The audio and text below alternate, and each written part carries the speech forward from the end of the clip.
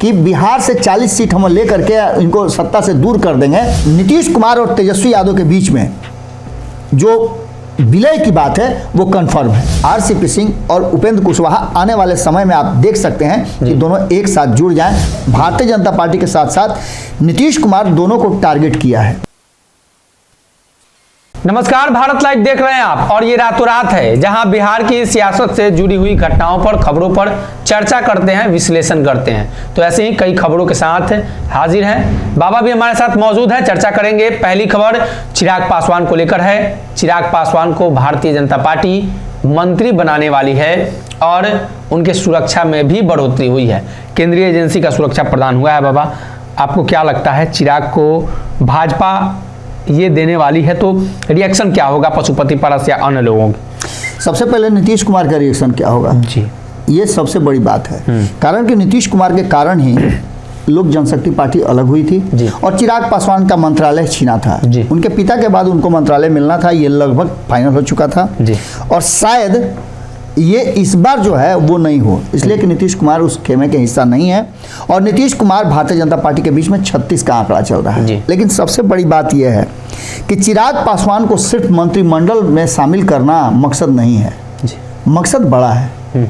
आप भी जान रहे हैं कि क्या मकसद है। 2024 के चुनाव का आगाज हो चुका है और चिराग पासवान ने पिछले 3 जो उपचुनाव हुए उसमें अपने आप को प्रमाणित किया है कि वो अपने जो उनका वोट बैंक है उस वोट बैंक के सबसे ज़्यादा प्रभावित करने वाले प्लेयर में से एक हैं। और आप जानते हैं कि जो मास्टर ब्लास्टर होता है उसके लिए तो सब जगह सुरक्षित होता है। कभी फर्स्ट डाउन उतार दीजिए, कभी सेकंड डाउन उतार दीजिए, कभी ओपनिंग करवा दीजिए, कुछ भी करवा लीजिए। चिराग पासवान ने एक चीज़ तो रखा है कि जब से उनकी पार्टी अलग हुई है और 2020 का चुनाव समाप्त हुआ है तब से उन्होंने भारतीय जनता पार्टी के साथ साथ नीतीश कुमार दोनों को टारगेट किया है। भारतीय जनता पार्टी की नीतियों को लेकर के भी और नीतीश कुमार के जो क्रियाकलाप है उनका 7 निश्चय योजना को तो उन्होंने पूरी तरह से ध्वस्त कर दिया है। और इसमें जब जब भारतीय जनता पार्टी उनके साथ रही है तब तब उन्होंने भारतीय जनता पार्टी को भी संभलने का हिदायत दिया है। आज जो बदली हुई परिस्थिति है वो कहीं ना कहीं चिराग पासवान ने जिस तरह से बिहार की राजनीति में अपने आप को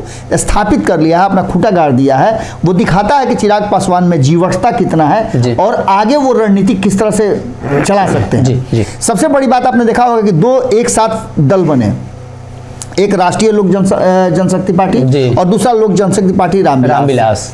दोनों पार्टी एक साथ बनी। एक के पास 5 सांसद थे, एक अकेले सांसद था, लेकिन पूछ उसकी हो रही है। इसका मतलब है कि आप संख्या बल से मजबूत नहीं हो सकते हैं, आपके पास विजन भी होना चाहिए। और आज वो सारे सांसद छितराने लगे हैं। कहा जाता है कि यहाँ जाएंगे, वहाँ जाएंगे, इधर जाएंगे, उधर जाएंगे। अब इसका सीधा सा मतलब है कि भारतीय जनता पार्टी ने अगर चिराग पासवान को मंत्रिमंडल में शामिल करने का मन बना लिया है तो इसके पीछे सिर्फ इतना ही कारण नहीं है। सबसे बड़ा कारण है कि वो आने वाले समय में 40 सीटों का जो तिलिस्म है उसको तोड़ने में एक प्लेयर जो हैं वो ये भी होंगे। जी, अगली खबर की तरफ बढ़ते हैं। एनडीए में एक और दल बढ़ने वाला है और ये दल पशुपति पारस और बाकी अन्य दलों के साथ सामंजस्य बिठाकर चलने वाली दल है। क्या लगता है बाबा? आरसीपी सिंह को लेकर अक्सर हम लोग चर्चा कर चुके हैं, पशुपति पारस, चिराग, इन सभी लोगों को लेकर, लेकिन अब जो नाम हम लेने वाले हैं उसको लेकर लोग भी आश्चर्य हो जाएंगे।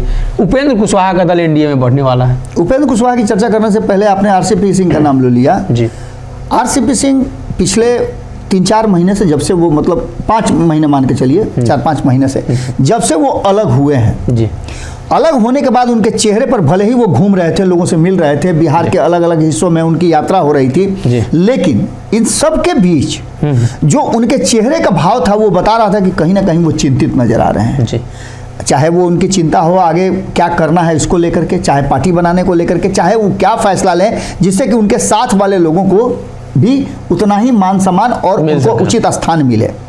अगर वो चाहते तो कभी भी किसी भी वक्त वो भारतीय जनता पार्टी में जाकर के अपने लिए मंत्री पद ले सकते थे, लेकिन आरसीपी सिंह ने क्या किया सबने देखा है। वो अपने साथ एक तरह से जहां कन्हैया सिंह जितना समर्पित हैं उनको साथ लेकर के चल रहे हैं। दूसरा अमित सिंह, इसके अलावा एक लाइन लंबी लगी हुई है। मैं बहुत लोगों का नाम तो नहीं ले पा रहा हूं, लेकिन ऐसा सैकड़ों लोग हैं जो लगातार उनसे जाकर के मुस्तफापुर में मिलते हैं। राजनेता पटना में मिलते हैं, पटना में अपने लिए स्थान बनाते हैं।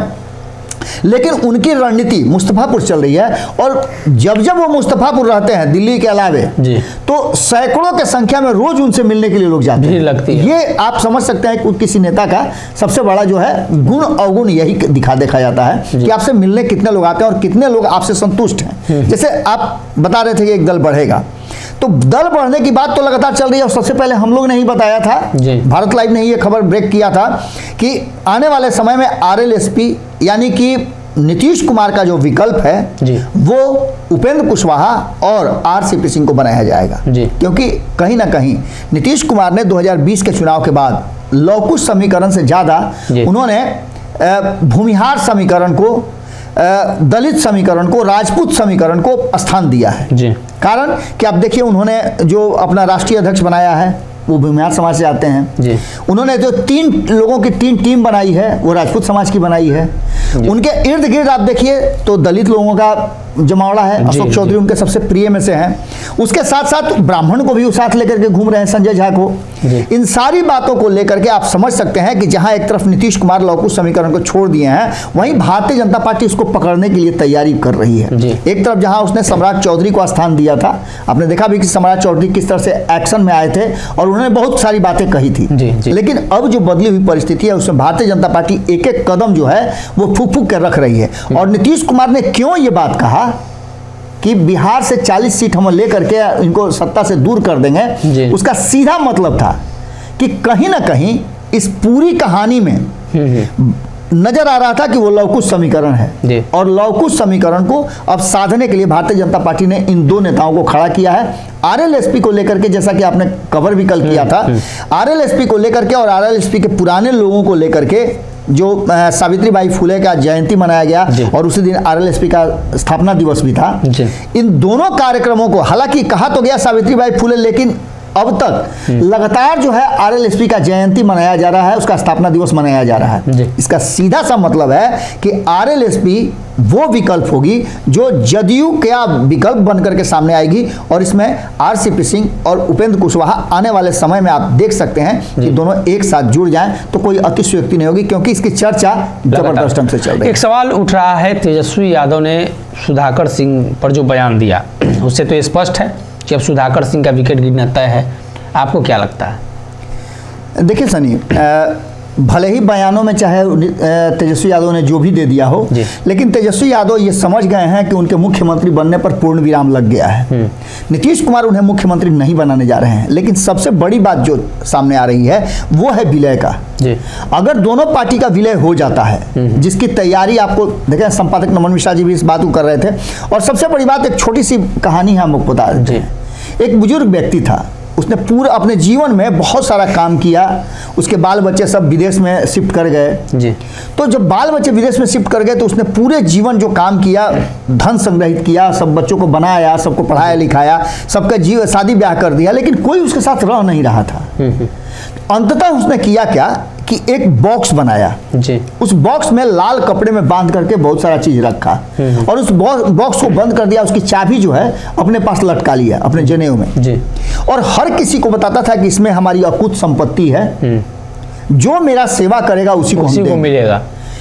अंत में क्या हुआ कि कई लोग सेवा करने के लिए आए, लेकिन उस आदमी के मृत्यु के बाद बहुत मैंने ऐश से रहा जब तक जीवित रहा, लेकिन मरने के बाद जब लोगों ने बॉक्स खोला तो उसमें कुछ नहीं था, सिर्फ ईंट पत्थर थे। इसका सीधा मतलब है कि अगर आपके पास दिमाग हो तो आप हमेशा अपने लिए गुलाम खोज सकते हैं, और नीतीश कुमार यही काम कर रहे हैं। अब रहा सवाल कि तेजस्वी यादव का, तो तेजस्वी यादव अपना विकेट लगातार गिराते जा रहे हैं। इससे पहले भी 2 विकेट गिरा चुके हैं। अब अगर कोई कार्रवाई होती है तो आप ये मान के चलिएगा कि नीतीश कुमार और तेजस्वी यादव के बीच में जो विलय की बात है वो कंफर्म है, इसमें कोई दो राय नहीं है। क्योंकि तेजस्वी यादव को ये जानते हुए भी कि उनको मुख्यमंत्री की कुर्सी नहीं मिलने वाली है और अपना विकेट लगातार गिरा रहे हो, ये संभव नहीं लगता है। अब ऐसी स्थिति में एक बात तो पक्का नजर आती है कि जिस तरह से सुधाकर सिंह ने बयान दिए हैं, उस बयान में एक बात ये भी कही जा रही थी कि तेजस्वी यादव और लालू प्रसाद के कॉन्सेंट से ये बयान दे रहे हैं, और बयान तो उनके पिता भी दे रहे हैं। लगातार आपने देखा कि जगदानंद सिंह 2023 की बात कर रहे हैं कि 2023 में हर हाल में मुख्यमंत्री की कुर्सी मिल जाएगी। इन सारी बातों को लेकर के इसमें एक व्यक्ति का मैं नाम लूंगा, एक व्यक्ति का मतलब वो पूरा ग्रुप है जी। देखिए, उपेंद्र कुशवाहा को हटा दीजिए, आरसीपी सिंह को हटा दीजिए, तो अब नीतीश कुमार के पास 5 लोगों का दायरा रह गया है जी। उन 5 लोगों में माने एक दो लोगों का तो फिर टिकट कट गया है, उन लोगों का निकल गया है टिकट। आज नहीं तो कल उन लोगों की भी वही गति होनी है जो गति आरसीपी सिंह की हुई और उपेंद्र कुशवाहा की होने जा रही है जी। इन सारी बातों को लेकर के जहां एक तरफ नीतीश कुमार लगातार तेजस्वी यादव को अभी भी बुलावा में रखे हुए हैं और ये कहते हुए बुलावा में रखे हुए हैं कि पार्टी का विलय नहीं करेंगे, 2025 में आपको मुख्यमंत्री का उम्मीदवार बनाएंगे, उसके बाद भी अगर तेजस्वी यादव नहीं समझ पाते हैं और अपने लोगों का विकेट गिराना लगातार जारी रखते हैं, तो ये समझिए कि तेजस्वी यादव भी ये समझ गए हैं कि उनका MOI समीकरण ध्वस्त हो रहा है। लेकिन इससे भी बड़ी बात मैं बताने जा रहा हूँ कि एक तरफ जहां यात्रा की एक अलग तरह की परंपरा चल गई है, नीतीश कुमार यात्रा पर निकल रहे हैं, शायद समाधान यात्रा की कौन सा यात्रा है, समाधान यात्रा पर निकल रहे हैं। अब किस चीज़ का समाधान करेंगे भगवान जाने। लेकिन दूसरी तरफ आपने देखा कि प्रशांत किशोर लगातार 4 महीनों 5 महीने से यात्रा कर रहे हैं। इसके बाद भारतीय जनता पार्टी ने भी यात्रा की बात कर दी है और उपेंद्र कुशवाहा लगातार यात्रा कर रहे थे। यात्रा के बाद RLSP उनके कुनबे में से निकल के आया। इसके बाद नीतीश कुमार यात्रा पर निकल रहे हैं और तेजस्वी यादव ने भी 15 तारीख से यात्रा पर जाने की घोषणा कर दी है। वो सीमांचल के क्षेत्र में यात्रा पर जा रहे हैं। इसका सीधा मतलब है कि वो भी वेट एंड वॉच कर रहे हैं कि उनका MOI समीकरण जो है वो नीतीश कुमार के रहते ही उनके साथ फिर से जुड़ जाए और जिसका फायदा उनको मिले।